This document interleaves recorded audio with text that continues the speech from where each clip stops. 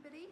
I wanted to share a little video with everybody about something that I learned that I thought might be helpful at the minute in the current lockdown that we are in. Every little bit helps. It's not as much fun the second time round. And one thing that I learned when I was studying QTT was all about the 7 codes of behaviour and how we all as human beings strive to fulfill these 7 codes, and fulfilling these codes allows us to feel grounded and aligned and happy. So we have our conscious mind when we're consciously aware of doing something, and we have our subconscious mind, and our subconscious mind is like the hard drive of the computer, and it very much stores all information. It holds all memories of all events, and it doesn't just hold on to the memories, it'll also retain the emotion that we experienced during a particular memory. So things like smells and things like sounds and tones of voices and everything can trigger us to be alerted to something that might be associated to a past memory. So when we're younger, we're born, we have no memories whatsoever, and as we go through life we meet up against different experiences, and when we have these different experiences at the time of them, we might delete and distort information a little bit because we can't take absolutely everything in, and then we will form a belief around the experience that we have, and the belief may not be a negative one, but in some instances it may be a negative one. It might be, I'm not this, or I'm not that, or I'm not good enough, or I don't matter, or that isn't safe, or whatever. And then what happens is that when we store this information, later on in life, if we come up against something that reminds us of this, and it can be called a trigger, depending on the severity of it, the subconscious is designed to have one fundamental function, and that fundamental function is it's there to protect you. But the way that it protects you sometimes can be in a unhelpful way. So it will alert you, oh shoot, look, this is happening, and you can then, your body can go into a response system to it, whereby you might go into flight or fight mode. You might freeze over it. You might go into this triggered state of anxiety or of panic, because your subconscious mind is trying to warn you, oh, this is happening again. We don't like this. Do you remember the last time it happened? It doesn't make us feel good. It makes us feel fearful or insignificant or whatever. And because we're so highly sensitized by that very original experience, and we might have aligned ourselves to more similar ones as life went on, and these triggers alert us when something similar but not the same is coming up, we go into this self-protection place that we would arrive in. And so these particular codes are really helpful. It helps us to understand ourselves better. It helps us to understand our families, our friendships, our children as well better. And the benefit of it is, when we understand this, instead of immediately going to a place of, that place where you kind of go, God, why are they doing this? Or why is that happening? Or, instead of that, you're looking at it in a highly different place, different objective entirely. You're seeing it from a different perspective. It allows you to get less attached to it, to be more understanding, which allows for better communication, which allows for, relationships to be healthier with others, but with yourself. Because if you can look at yourself and say, oh, okay, well, when I was such and such an age, I was bullied at school. So my default system is that my subconscious mind, if somebody has a certain tone of voice or certain behaviours, and my subconscious mind is trying to protect me, so it thinks it's doing a good job, so it alerts me. So the pattern that I have developed to self-protect myself is I will automatically behave in a certain way.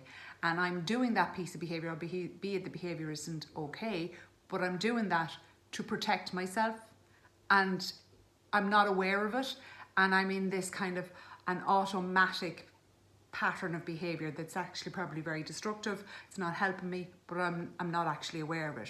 So when we become consciously aware of what we are doing and of the codes that are driving our behavior, that's normally enough for us to stop that behavior within an instant. So this is an awareness talk around these particular 7 codes. So what the 7 codes are is we want to feel safe and secure.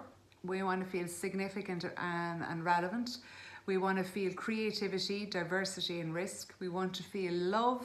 We want to be able to speak our truth and communicate ourselves authentically. We want to be able to progress and to grow. And we want to feel connected to something outside of ourselves that is, a higher power or, a universal consciousness. Everybody's different. Some people believe in God, some people don't.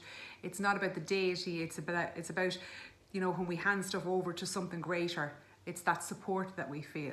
So when we have these 7 codes aligned, we're feeling fulfilled, we're feeling good about ourselves. But at present times, people don't necessarily feel safe or secure. People are losing their jobs. Their career might have pulled that need to feel important and significant and relevant. People are isolated, they're alone, so therefore they're not feeling that need, that love that they would normally feel. If they're studying it, like the progression and growth piece, depending on how things are at in terms of that growth area in their life, that might be stunted currently. And I thought about Mammy today, and I thought about, religion and prayer and going to mass, and at Mum's age, it's so important to her, and that's where she pulls on her inner need to feel safe and secure, and her relationship with God, and that's disrupted for her.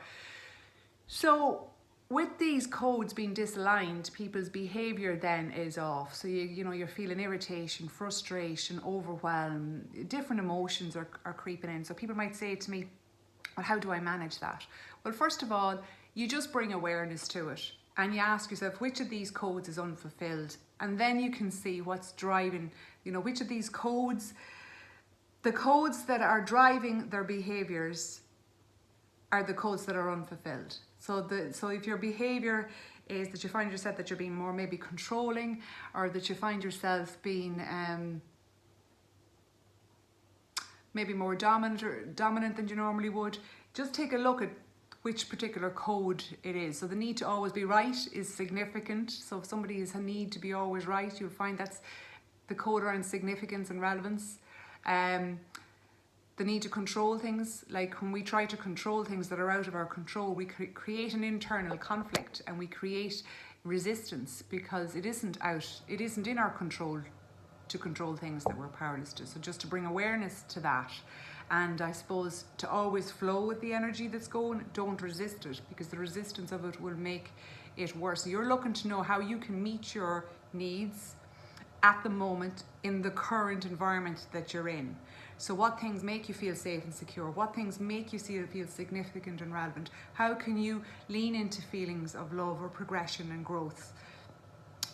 Tap into understanding your needs. So if you get a copybook, and if you are to divide the page in 2, and if you're to write on the page emotion one side and event the other side, if you're trying to work through something, a great way of doing it is this, because what you will see is a repetitive pattern of when I do that, I'm feeling this. And then, you can see what it is that's driving the behavior within you as well, and that awareness. And it doesn't mean that we will automatically, boom, stop doing something. We necessarily won't change. It takes time sometimes, but when we have the awareness around it, it can facilitate us to, be a little bit kinder in how, we're going about something, or a little bit more understanding in around why somebody else is. And it just stops a lot of unnecessary conflict. So that's the 7 codes of behavior. So get yourself a copybook, divide in 2, emotion, event, and start to marry in and understand what emotion is coming up for you and what situation is going on when this particular emotion, when is it at its height. So what are you talking about? What are you watching? Is it the news? What are you doing? What are you not doing? And you'll start to see the pattern and the regular pattern reoccurring.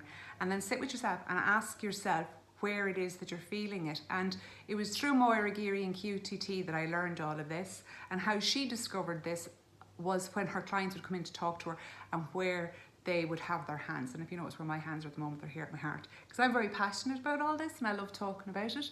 So she could see where people's different feelings were aligned to their body in terms of these codes. So safety and security will be at your root. Then you would be having creativity, diversity and risk. Then you would have significance, relevance, importance. Then you would have love for yourself, love for others, and the balance of receiving and giving and love. Then you have speaking your truth, progression and growth, and connecting to a higher source or to a higher power. So the question you want to be asking yourself is, what am I feeling right now? And what does that emotion need right now? What do I actually need for that emotion? What does it need? And how can I get that for myself in this current situation that I'm in this current scenario that I am present in?